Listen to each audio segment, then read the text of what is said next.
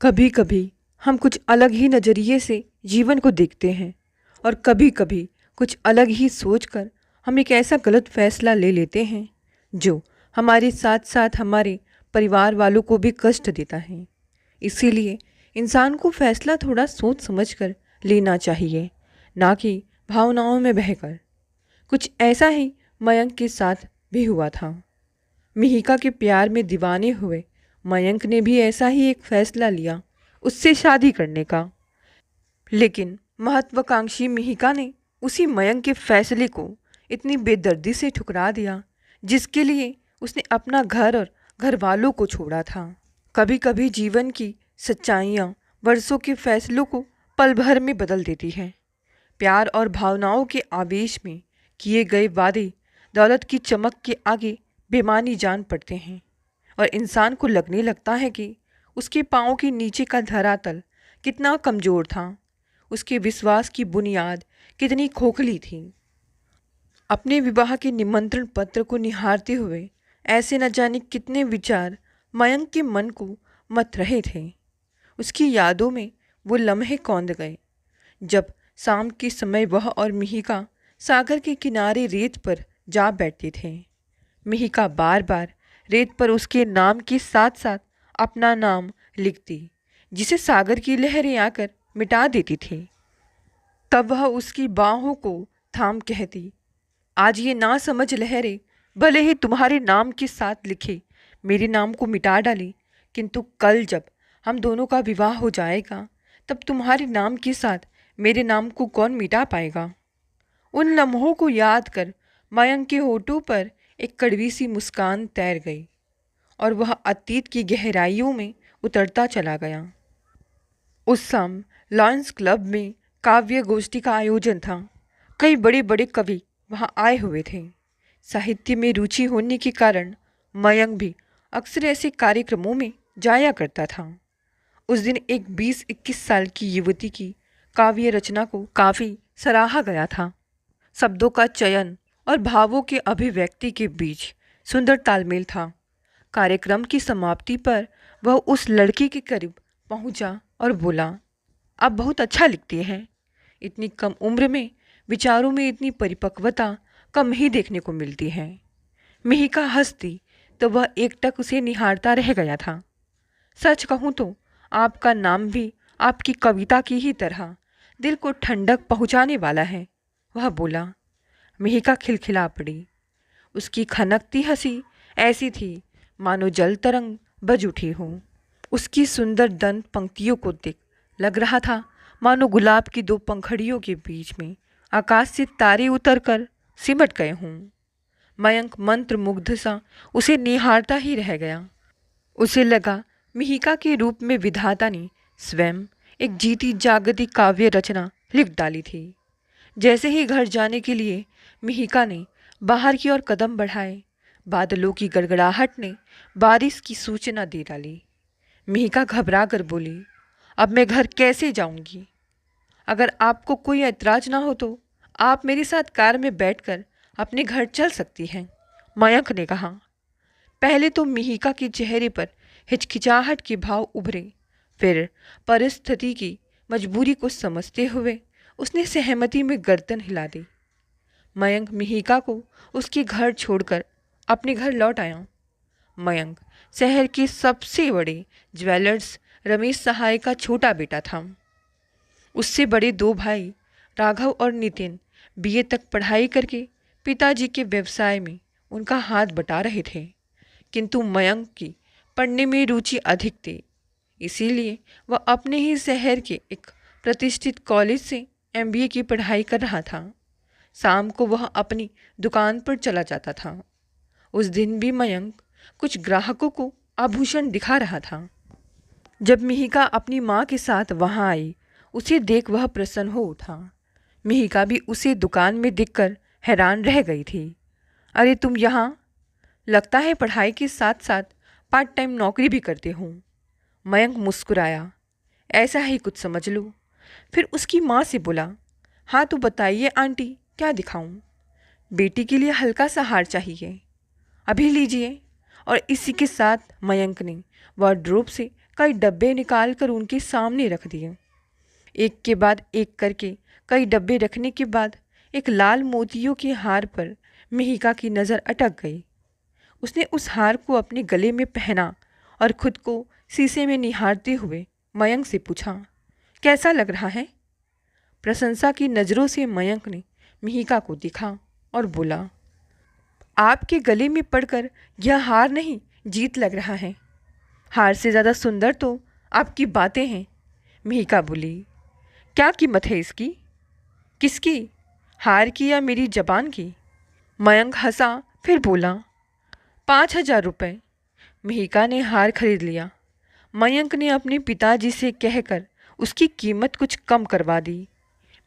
मिहिका उसके हाथ से रसीद लेते हुए बोली थी, लगता है तुम्हारा यहाँ अच्छा रसूख है। मयंक हंस दिया था। अगली शाम वह दुकान पर जब पहुँचा तो मिहिका को वहाँ पहले से ही आकर बैठे देखा। वह उसके पिताजी से पूछ रही थी, आपका वह मयंक नाम का कर्मचारी आज नहीं आया? पिताजी पहले तो हंसे, फिर बोले, बेटी वह मेरा कर्मचारी नहीं, मेरा सबसे छोटा बेटा है। तभी मिहिका की नज़र मयंक पर पड़ी। उसने आंखें तरेर कर उसकी तरफ देखा तो उसने अभिवादन में हल्का सा सिर झुका दिया। मिहिका को हार के साथ टॉप्स चाहिए थे। मयंक ने एक हफ्ते बाद उसे आने के लिए कहा, परंतु 3 दिन में ही टॉप्स तैयार करवाकर वह उन्हें लेकर मिहिका के घर पहुंच गया। मयंक को घर आया देख मिहिका बहुत खुश हुई और जल्दी से चाय बनाकर ले आई। वह मध्यवर्गीय परिवार की लड़की थी। उसके पिता बिजली विभाग में क्लर्क थे। घर में माँ बाप के अलावा एक छोटी बहन भी थी। चाय पीते हुए मिहिका ने पूछा था, मयंक तुम इतने बड़े ज्वेलर्स के बेटे हो, घर का जमा जमाया व्यवसाय है, फिर भला तुम्हें MBA करने की क्या सूझी? मुझे शुरू से ही पढ़ाई का शौक़ रहा है। पढ़ाई कभी व्यर्थ नहीं जाती मिहिका, एक ना एक दिन काम आती ही है, उसने तर्क किया। मिहिका ने कंधे उचकाए फिर लापरवाही से बोली, पता नहीं MBA तुम्हारे ज्वेलरी के व्यवसाय में क्या काम देगा। मेरे विचार में तो पढ़ाई लिखाई का चक्कर छोड़कर तुम्हें जल्द से जल्द अपने व्यवसाय पर अपनी पकड़ मजबूत करनी चाहिए। मयंक खामोश रहा। वह बोली, क्या सोचने लगे? सोच रहा था कि अगली बार तुम्हारे घर किस बहाने से आऊँगा। उसकी बात पर वह खिलखिला कर बोली, मयंक अब तुम्हें मेरे घर आने के लिए किसी बहाने की ज़रूरत नहीं है। जब भी दिल करे बेझिझक आया करो। धीरे धीरे मिहिका मयंक की अच्छी दोस्त बन गई। दोनों की मुलाकातों का सिलसिला बढ़ने लगा। दोस्ती के इस रिश्ते में कब प्यार की कोंपलें फूटने लगी उसे पता ही नहीं चला। अक्सर वह और मिहिका समुद्र के किनारे जा बैठते थे। ऐसे ही एक सुनहरी शाम को मयंक ने मिहिका का हाथ अपने हाथ में लेकर पूछा था, मिहिका मुझसे शादी करोगी? यह सुनकर उसके गाल शर्म से लाल हो उठे थे। वह बोली थी, तुम इतने पैसे वाले बाप के बेटे हो, तुमसे विवाह करने का सौभाग्य मिले, इससे ज़्यादा खुशी की बात मेरे लिए और क्या हो सकती है। मेरे घर वाले तुरंत राजी हो जाएंगे। मिहिका का जवाब पाकर मयंक का मन मयूर नाच उठा था, किंतु साथ ही उसे यह चिंता भी थी कि पिताजी प्रेम विवाह के सख्त खिलाफ थे। मंजली भैया एक लड़की को चाहते थे, पर पिताजी ने उनकी एक ना सुनी और भाई का विवाह अपनी पसंद की लड़की से कर दिया। मिहिका के साथ उसके प्रेम की बात उनके कानों में पड़ेगी तब पता नहीं उन पर क्या प्रतिक्रिया हो। आखिरकार उसने सब कुछ समय पर छोड़ दिया। मयंक का MBA पूरा हो चुका था। अब वह पिताजी के साथ पूरी तरह उनके व्यवसाय में व्यस्त हो गया। एक दिन उसके पिताजी ने काम के सिलसिले में उसे देहरादून जाने के लिए कहा और बोले, देखो बेटे, देहरादून में मेरे बचपन का दोस्त अशोक रहता है, तुम उन्हीं के घर ठहरना। अशोक का भी देहरादून में ज्वेलरी का व्यवसाय है। तुम अपने काम में उनकी मदद लोगे तो तुम्हारा काम जल्दी हो जाएगा। देहरादून पहुंचकर मयंक को अशोक की कोठी तलाशने में कोई कठिनाई नहीं हुई। उसे देखकर वह बहुत प्रसन्न हुए। ड्राइंग रूम में मयंक को बिठाकर उन्होंने आवाज़ लगाई, अरे रूपा बेटी, मयंक आ गया है, चाय लेकर आओ। थोड़ी देर बाद पर्दा हटा और ट्रे हाथ में लिए रूपा ने कमरे में प्रवेश किया।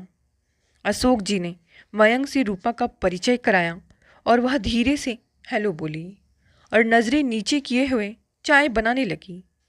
दोनों को चाय देकर जब वह जाने को हुई तो अशोक बोले, रूपा बेटी, मयंक हमारे घर 2-4 दिन रुकेगा।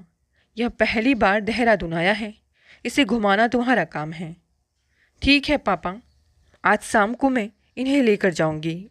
नाश्ता करके मयंक और अशोक काम के सिलसिले से बाहर चले गए।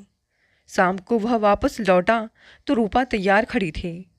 दोनों कार से एक जगह पहुँचे। वहाँ का प्राकृतिक सौंदर्य दिखते ही बनता था। रूपा व मयंक दोनों पानी के बीच में पड़े पत्थरों पर बैठ गए। मयंक ने पूछा, रूपा, आजकल तुम क्या कर रही हो? एमए करने के साथ साथ मैं ज्वेलरी डिज़ाइनिंग का कोर्स कर रही हूँ ताकि पापा के व्यवसाय में उनका हाथ बटा सकूँ, रूपा बोली थी। और तुम क्या कर रहे हो? उसने मयंक से पूछा। मैंने एमबीए किया है, अब पिताजी के व्यवसाय में हाथ बटा रहा हूँ। एमबीए करके तुम कोई दूसरा काम भी तो कर सकते हो। किसी कंपनी में नौकरी भी कर सकते हो, मार्केटिंग कर सकते हो, टीचिंग भी कर सकते हो। सलाह तुम अच्छी दे रही हो, किंतु मुझे यह सब करने की क्या ज़रूरत है जब पिताजी का जमा जमाया व्यवसाय है।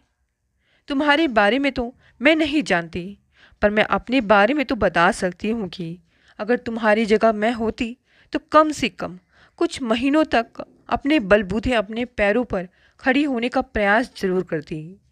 मुझे पता तो चलता कि मेरे अंदर कितनी क्षमता है। रूपा एक पल के लिए रुकी थी, फिर बोली, जीवन में अपनी अलग पहचान बनाना भी ज़रूरी है। संघर्ष करने से इंसान के जीवन में निखार आता है। पापा का व्यवसाय तो कभी भी अपनाया जा सकता है। मयंक रूपा की बातों से बहुत प्रभावित हुआ था। शाम हो चली थी। घर जाने के लिए दोनों उठ खड़े हुए। अभी मयंक ने कदम आगे बढ़ाया ही था कि अचानक पत्थर पे से पैर फिसल गया। इससे पहले कि वह लड़खड़ा कर गिरता, रूपा ने उसे संभाल लिया था। दर्द की तीखी लहर से उसके शरीर में दौड़ गई थी। लगता है पाँव में मोच आ गई है, मयंक ने अपना पाँव मसलते हुए कहा। 1 मिनट ठहरो। रूपा तेजी से कार की ओर लपकी और वहाँ से दवा का डब्बा उठा लाई। दर्द की दवा पैर पर मलकर उसने क्रैप बैंडेज बांधी। रूपा ने ड्राइविंग सीट संभाल ली। मयंक उसके बराबर में जा बैठा और वह दक्षता से कार चलाती हुई उसे घर ले आई थी। 3 दिन देहरादून में रुककर मयंक अपने घर लौट आया। अपने मित्र का हाल चाल जानने के बाद पिताजी बोले, मयंक, रूपा तुम्हें कैसी लगी? पिताजी, रूपा बहुत अच्छी लड़की है, बहुत बुद्धिमान और साहसी। आजकल ज्वेलरी डिज़ाइनिंग का कोर्स कर रही है। मुझे पूरी उम्मीद थी कि रूपा तुम्हें पसंद आएगी, पिताजी बोले। बेटे, मैं और अशोक तुम्हारा और रूपा का विवाह करना चाहते हैं। क्या? पिताजी, ऐसा कैसे हो सकता है? मयंक ने माँ और पिताजी को बारी बारी से देखा। क्यों नहीं हो सकता? रूपा अच्छी लड़की है, घर अच्छा है, फिर तुम्हें और क्या चाहिए? पिताजी ने उसे घूरा। मयंक की उनसे कुछ भी कहने की हिम्मत नहीं हुई। वह उठकर अपने कमरे में आ गया। माँ मयंक के कमरे में आई और उसके समीप बैठकर स्नेह से बोली, मुझे बता बेटा, क्या बात है? क्या रूपा तुझे पसंद नहीं? उस दिन सब कुछ बताने का समय आ गया था। मयंक ने माँ की तरफ देखा, हिम्मत जुटाकर धीमे स्वर में बोला, माँ, मैं मिहिका से प्यार करता हूँ। यही सच है और एक ना एक दिन आप सबको इस सच्चाई को स्वीकारना ही पड़ेगा। तू जानता है मयंक, तेरे पिताजी यह बात कभी नहीं मानेंगे। उनके दिल में तेरे विवाह को लेकर कितने अरमान हैं। क्या बीतेगी उनके दिल पर जब उन्हें यह पता चलेगा। माँ के चेहरे पर चिंता की लकीरें सिमट आई। माँ, पिताजी के अरमानों के लिए क्या मैं अपने प्यार को कुर्बान कर दूं? मेरे लिए किसी को कोई कुर्बानी देने की ज़रूरत नहीं है मयंक की माँ, पिताजी ने कमरे में आते हुए कहा और कुर्सी खींचकर बैठते हुए बोले। देखो मयंक, पिता होने के नाते तुम्हें समझाना मेरा फ़र्ज़ है। विवाह कोई हंसी खेल नहीं, जीवन भर का बंधन है। तुम्हारा भाई नितिन भी यही गलती करने जा रहा था, पर वक्त रहते वह संभल गया। देखो मैं कितनी अच्छी बहू लाया हूँ उसके लिए। आज वह कितना खुश है। भैया संभले नहीं थे, आपसे डरे थे, इसीलिए आपके आगे झुक गए। पर मैं झुकने वाला नहीं। मैं अपने प्यार का बलिदान नहीं कर सकता। अच्छा बताओ, तुम कितने दिन से मिहिका को जानते हो? मयंक की ओर देख पिताजी व्यंग्यात्मक लहजे में बोले। लगभग 6 माह से, धीमे स्वर में मयंक बोला। और मैंने रूपा को बचपन से बड़ा होते देखा है।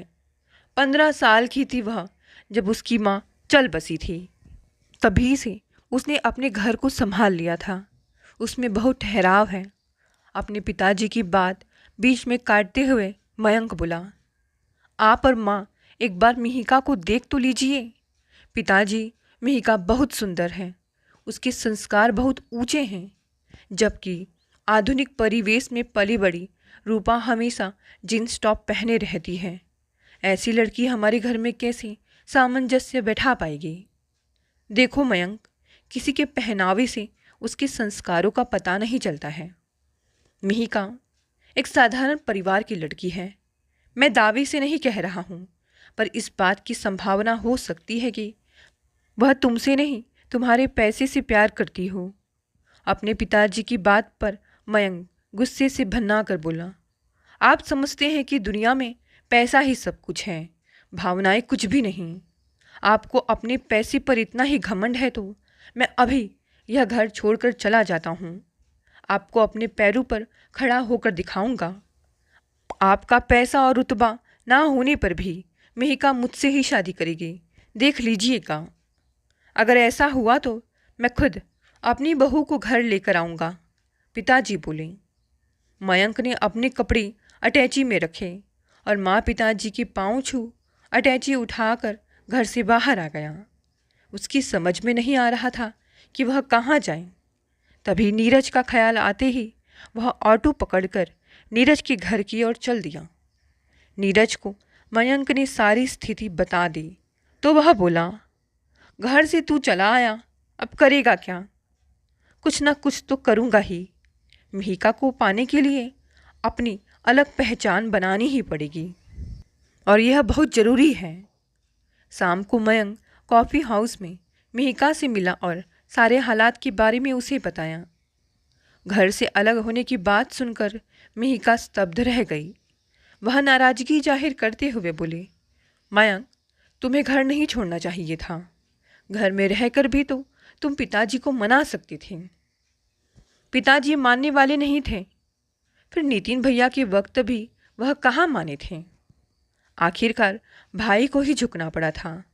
मैं नहीं चाहता कि हमारे प्यार का भी वही हश्र हो, इसीलिए मुझे घर छोड़ना पड़ा। किंतु मयंक, मैं नहीं चाहती कि मेरी खातिर तुम अपने घर वालों को छोड़ो। लोग तो मुझे ही बुरा कहेंगे ना।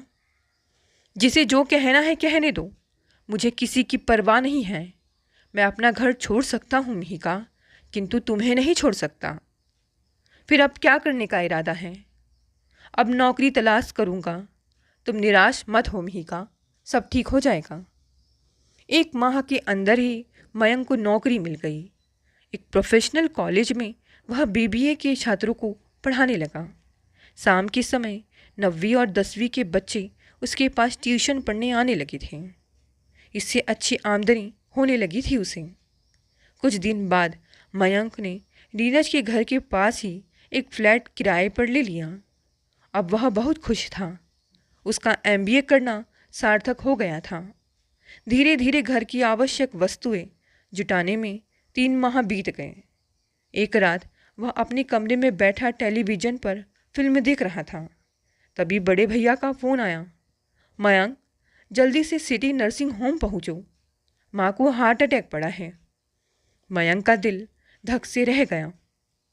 जल्दी से स्कूटर स्टार्ट कर वह नर्सिंग होम पहुँच गया। घर के सभी सदस्य आईसीयू के बाहर जमा थे। वह पिताजी के निकट चला आया। उसे देख उनकी आंखें भर आई। उनके हाथों को कसकर थाम मयंक रूंधे कंठ से बोला, हिम्मत रखिए पिताजी, माँ को कुछ नहीं होगा। दर्द में भी तुम्हारी माँ बार बार तुम्हें ही याद कर रही थी, कहते हुए पिताजी फूट फूट कर रो पड़े थे। मयंक ने उन्हें बहुत मुश्किल से संभाला। 1 घंटे बाद डॉक्टर आईसीयू से बाहर निकले। माँ अब खतरे से बाहर थी। सारी रात हमने आंखों में काट दी। सुबह नर्स ने आकर सूचना दी कि आप लोग माँ से मिल सकते हैं। पहले मयंक और पिताजी माँ के पास गए। मयंक को देख उनके चेहरे पर हल्की सी मुस्कुराहट आई। अपलक उसे देखती माँ ने धीमे स्वर में कहा, मयंक बेटे, तू घर लौट आ, मैं तेरे बगैर जी नहीं पाऊंगी। 1 हफ्ता नर्सिंग होम में रहकर माँ घर आ गई। माँ और पिताजी के कहने पर मयंक ने अपना फ्लैट छोड़ दिया और सामान लेकर घर वापस आ गया। मिहिका उन दिनों अपने मौसी के पास गई हुई थी, इसीलिए वह उसे कुछ भी न बता सका।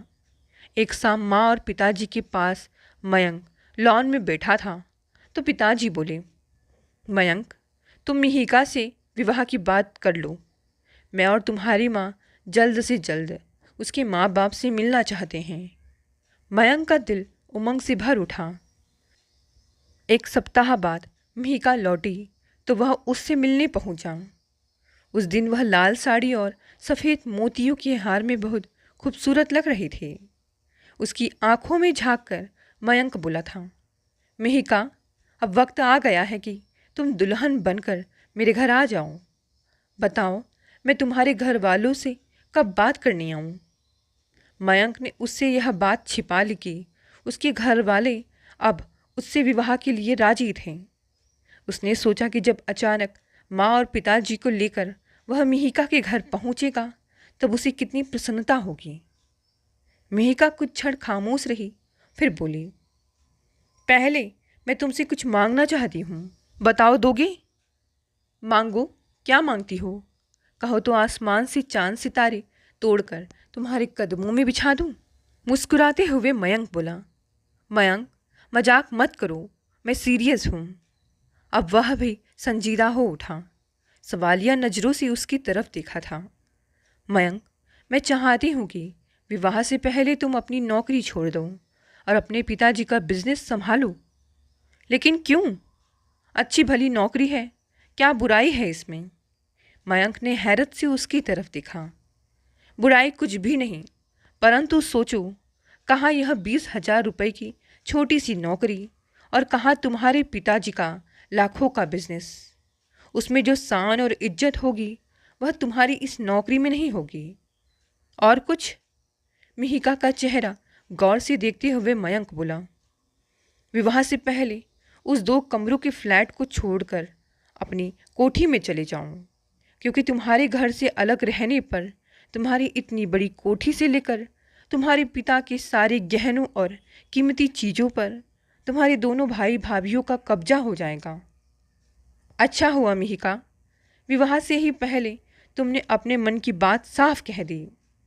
बुझे मन से मयंक बोला, मेरी बात का बुरा मत मनाना मयंक, हर लड़की की कुछ आकांक्षाएं होती हैं, कुछ सपने होते हैं।